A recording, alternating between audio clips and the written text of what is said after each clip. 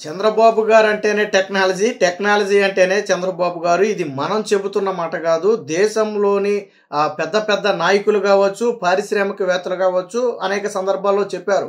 టెక్నాలజీని వినియోగించడంలో చంద్రబాబుతో వేరొకరు పోటీ పడలేరు అని అనేక సందర్భాల్లో చెప్పడం జరిగింది. సరే, రాజకీయంగా విమర్శించే వాళ్ళు ఆయన విమర్శించవచ్చు తప్ప ఆయన చేసిన పనులను మాత్రం విమర్శించలేరు. ఇప్పుడు తాజాగా మరొక నూతన విధానానికైతే శ్రీకారం చుట్టారు.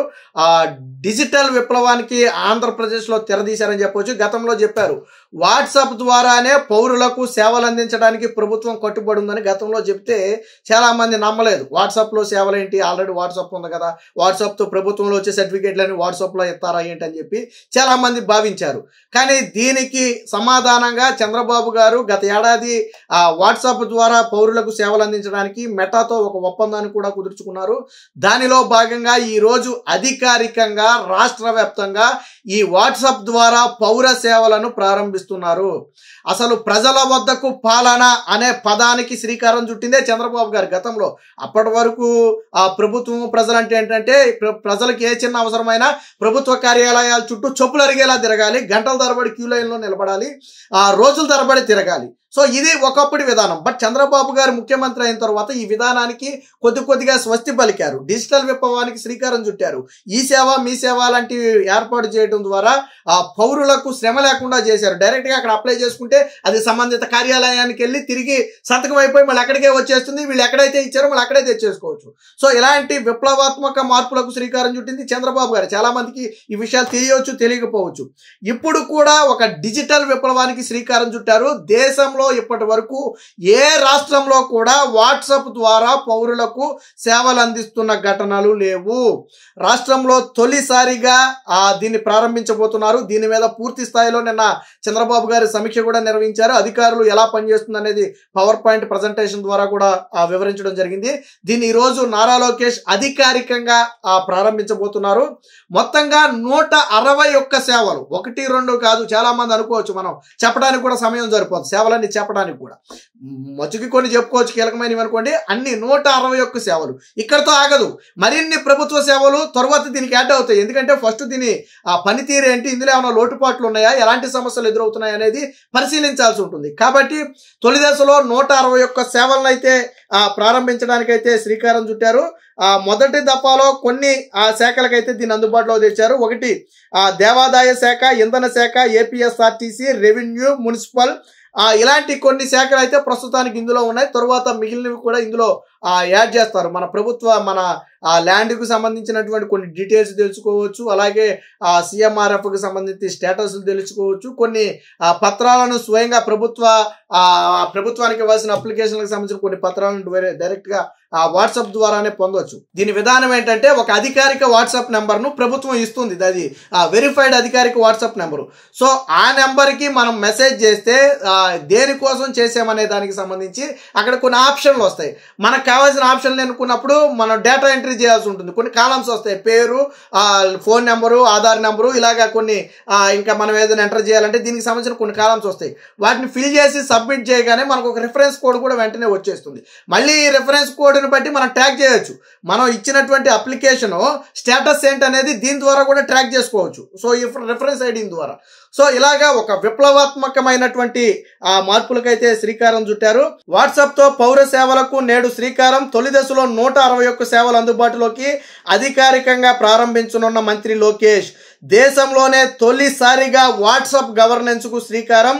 సమీక్షించిన చంద్రబాబు అని చెప్పి ఒక వార్త వచ్చింది. దేశంలోనే తొలిసారిగా రాష్ట్ర ప్రభుత్వం పౌర సేవలు అందించేందుకు, ప్రజల నుంచి వినతులు స్వీకరించేందుకు, వారికి అవసరమైన సమాచారాన్ని చేరవేసేందుకు వీలుగా వాట్సాప్ పరిపాలన, దీన్నే వాట్సాప్ గవర్నెన్స్ అంటాం మనం, నేడు శ్రీకారం చుడుతుంది. తొలి దశలో మొత్తంగా 161 పౌర సేవలు అందిస్తారు.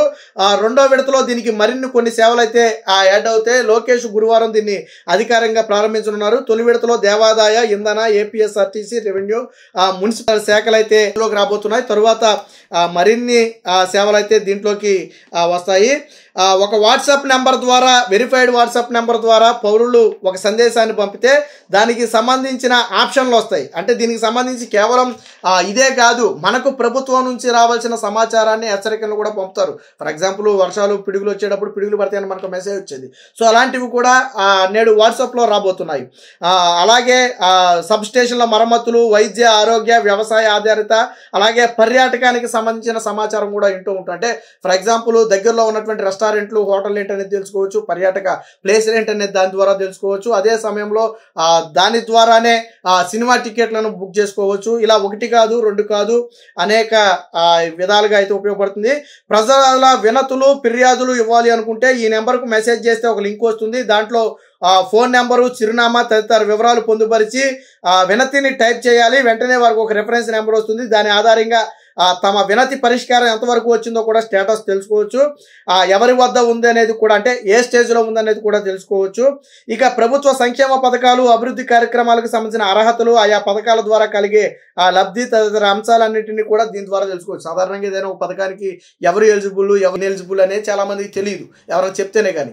ఇలాంటి వాటిని కూడా ఈ వాట్సాప్ సేవల ద్వారా అయితే తెలుసుకోవచ్చు. దీంతో పాటు రాష్ట్రంలోని పర్యాటక ప్రదేశాల సమాచారాన్ని వాట్సాప్లో తెలుసుకోవచ్చు. సినిమా టికెట్లతో సహా, వసతి గృహాలతో సహా అన్నిటినీ కూడా బుక్ చేసుకోవచ్చు. అలాగే దేవాలయాల్లో దర్శనాల స్లాట్లు, వసతులు కూడా బుక్ చేసుకోవచ్చు.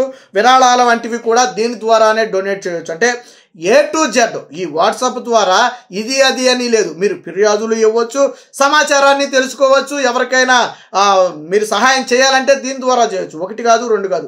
ఈవెన్ CMRF లాంటి, ముఖ్యమంత్రి సహాయ నిధి లాంటి దాన్ని కూడా సాధారణంగా దాని స్టేటస్లు ఏంటో చాలా మందికి తెలియదు.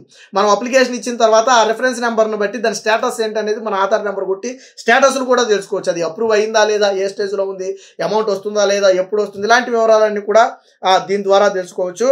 ఇక దీంతో పాటు కొన్ని సర్టిఫికేట్లను కూడా పొందొచ్చు.